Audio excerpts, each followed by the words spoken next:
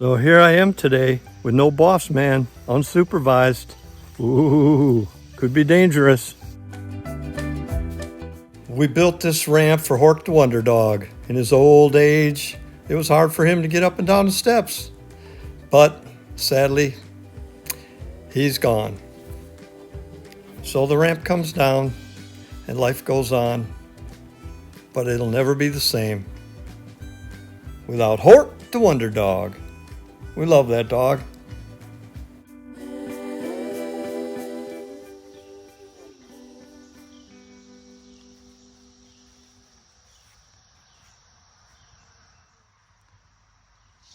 When I first got Hork from the Humane Society, as soon as I seen him, I said, "Oh man, what an awesome looking little puppy." I just knew he was the one. And they said, "Oh yeah, he's had all his shots, he's in good shape," and all that stuff. And so I adopted him and brought him home. And he was sick all the way home. He was horking. So that's how he got his name. I don't know why. It just was funny at the time, so I called him Hork because that's all he did was hork all the way home. And after the next few days, we figured out how sick he was. He actually had parvo. He was infested with worms. It was terrible. I mean, just terrible. I thought he was going to die. And several people, Jolene and my daughters and my wife and I,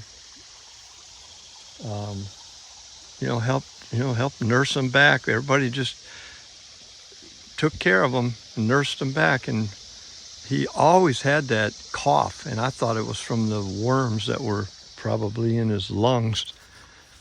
But that parvo usually kills them too. So he lived to be 14 years old. And a lot of people say, or some people say, or those who know might say, that if a dog has parvo, for them to live to be 14 is really quite an accomplishment. It's a long life, because that thing does stuff to you, whatever it is. It's not good for dogs. It knocks them out. It's deadly. But he had it and got over it. That dog was a miracle. He was such a good dog.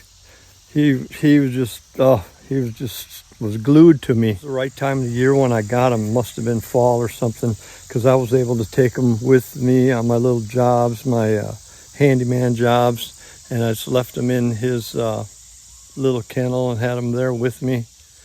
And we just got close. That dog really was a good dog. He's so faithful. Yeah, I'll definitely miss him. It's so strange. He was 14. We've had him for so long. It was so rough to have to put him down, but he was so sick. I just couldn't stand to see him suffer. I didn't want that. So I had been praying for months. I knew the end was coming. And last time I let him out to do his business, I had to help him out because we have stairs. When he went out to do his business, he couldn't quite get it done, and then he just kind of laid down in the yard. That was my sign. He's done. He's out of energy. Whatever's infested his body is too much. Couldn't take it anymore. I know that he had like cancers in his body, big tumors and whatnot, and it probably just got unbearable. Of course, they always probably say it, but the vet who had to do the dirty deed said he's probably was in a lot more pain and suffering than you realized, but was just holding on. And I can live with that. It's a weird thing, man, to have to put a dog down that you love. Oh, when you're a kid and you have a dog, someone else takes care of it while you're out doing your thing. But when you get older, you learn how to take care of an animal and just, appreciate them and love them. And that's what's really hard, because then they're going to live long. I would have loved it if he would have just passed in his sleep, but nope, he lived a ripe old age, like 98 in dog years. I want to get another dog, but not right away. And then I'm thinking, gosh, what happens when I fall in love with this dog and it lives to be full ripe old age, and then I got to put it down. Oh man, that's the worst part about having a dog. It's having to say goodbye to him. I got rid of his beds and got rid of his bowls and his food, just so I wouldn't have to be reminded. And it's so weird to walk by the places where he usually is laying and he's not there. That just reminds you every time, but I know it'll go away. I just have to turn this thing around and just say, you know what? That dog gave me 14 years of absolute pleasure. He was such a good dog. He really was. He never did, accidents in the house until he got really old, and then he couldn't help it. And he'd be getting up trying to go to the door to let me know, but he loved people food, so he was heavy. He'd eat about anything. And I couldn't really pick him up and carry him up and down anymore. So it was time. It was not fun, not pleasant, but it was time. But anyways, I'll try and remember him with good thoughts, good memories. Hork the Wonder Dog. Here I am today with no boss man, unsupervised. Ooh, could be dangerous. Let me see. I think what I want to do today is I want to run wire, maybe put a panel up in the tiny house. Yeah, run an electric wire, put an electric panel up, a few outlets and light, not much. This thing will be off-grid, but it'll be on-grid too. If the power goes out, it'll be a nice little spot to survive and have and use and utilize. But it's like, I'm thinking of it like a wooden tent. That's how I'm thinking of it. Make the whole thing a camping experience with the pleasures of electricity. When I get the wiring done, I can insulate, and then we can start covering the walls. That'll be fun. I'm gonna build a wooden channel box type thing around this plumbing so that it's protected. Probably put some kind of wood chips underneath there. I think that'll look really good. I already planted grass here and it's already coming up. Doesn't take long. So let the fun begin. Here we go. So I was gifted this little electric panel box. So that's where I'm going to begin. Screwed it to the wall.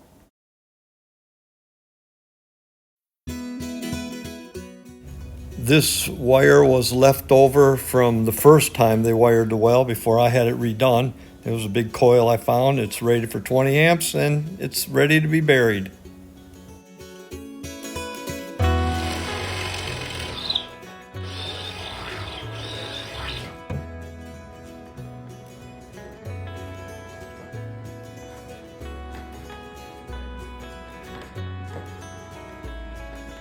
All right, I got the wire up to the box.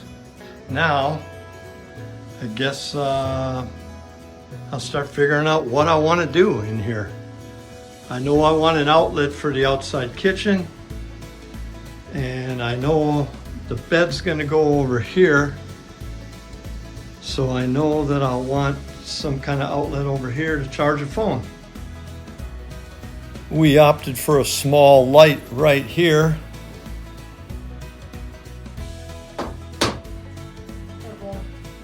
The switch for that light will go right here. I heard Jan calling me. Some kind of cheese wraps. Yummy. I measured this outlet for the kitchen, how far away it was from the water spigot out there. Now I'm on the inside, giving myself bearings.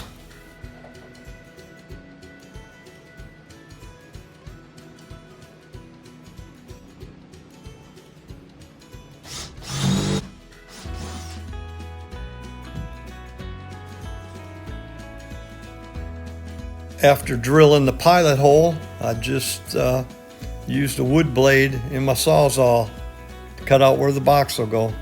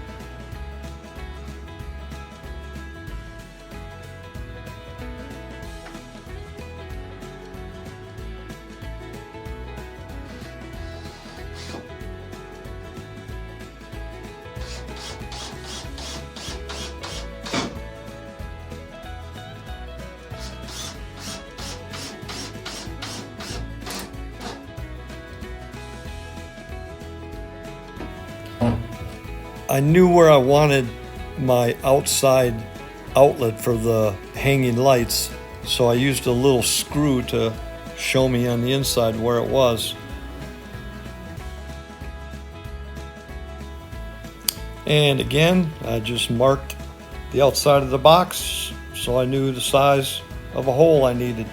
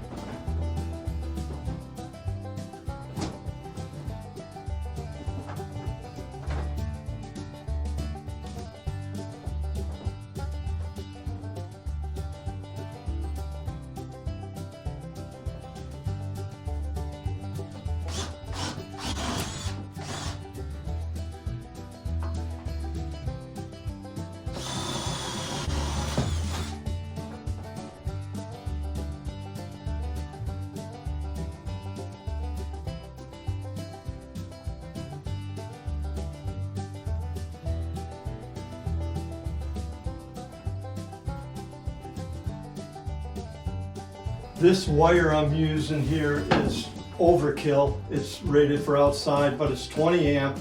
And to go buy the piece I needed just to do these two outlets on a 20 amp would have been 60 bucks. So I thought, I'll just use what I have since I already have it. But I know it's overkill, but it'll be okay.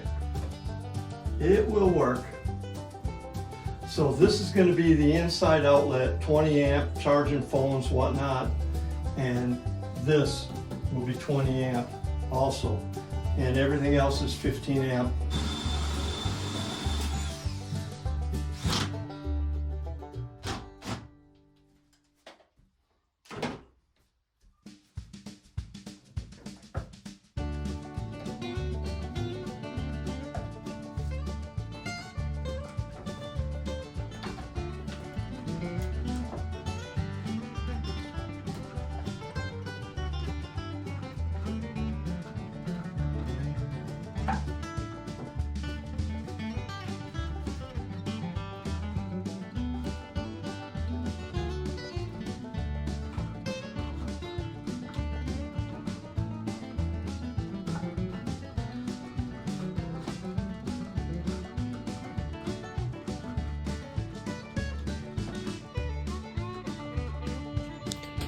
Okay, I put me some nailers in here.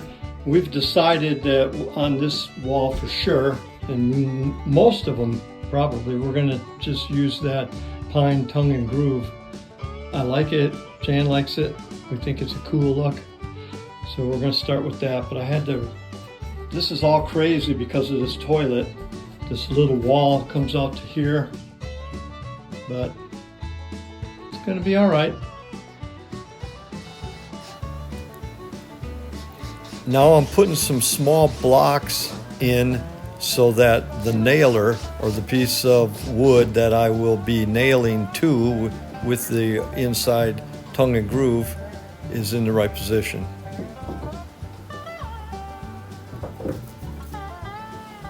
That'll work.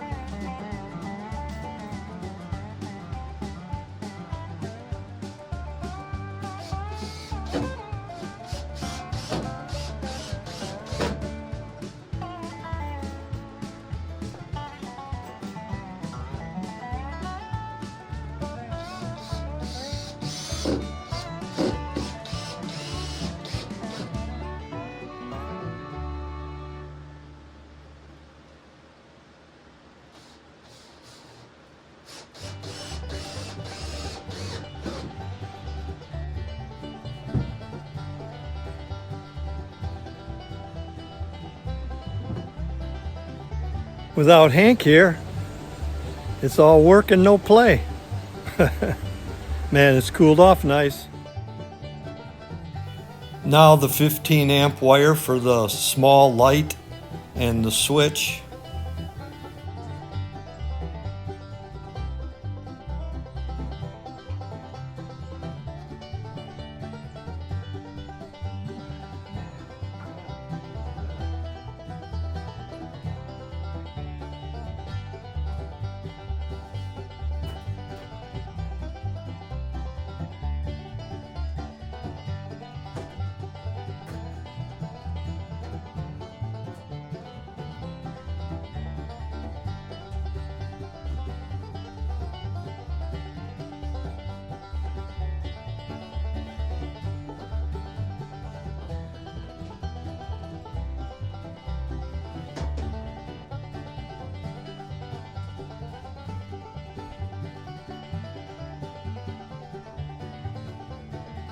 Okay, the 15 amp is the white wire.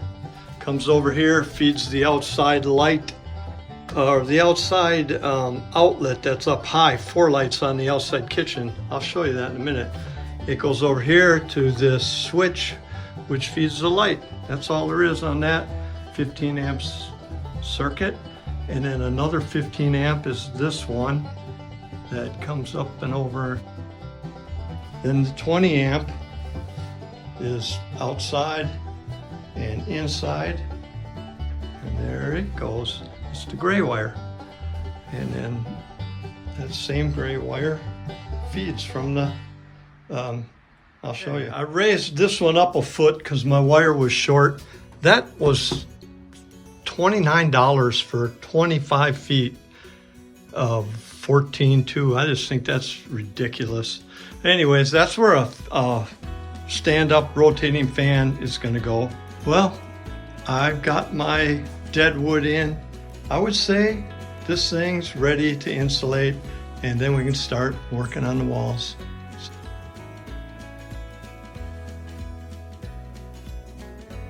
Best part about this place is the view. I love it. It's thundering now. It was 90 and hot. Now it's cooling off with a breeze and a little rain coming, but that's all right. Grass is already starting to come up here. Looking good. Looking good. This gray wire will be buried. It's not buried yet. And where it goes under the cabin, I'll have it tacked up nice and high so the weed whacker doesn't hit it. And it'll go right up in to here and have its own breaker. And that's a 200 amp service, and I'm only using 100, so I got plenty of amps left. Okay, back at the outside kitchen. This is going to be the outlet sitting on the counter. And there's my water. I'm thinking my, right about here is where my counter will go. And then up here, way up in the corner, I put an outlet. And that's so we can string some kind of lights besides just solar lights. You know what? Use the power while you got it, right? I'll have some solar backup. I have a big generator too, gas powered. But you know what? If I can use power, if the power's on, I'm gonna use it. I can afford it, I'm gonna do it. Good morning. Gotta admit, last few days I made some real good progress on the tiny house. It's ready for insulation now. Then we'll be covering the walls. That's awesome. But it ain't the same without old Hank the Wonder Dog. Not having the boss man following me around. But he's in a better place. And one day I hope to see him on the other side. Hey, thanks for coming along. See you on the next one.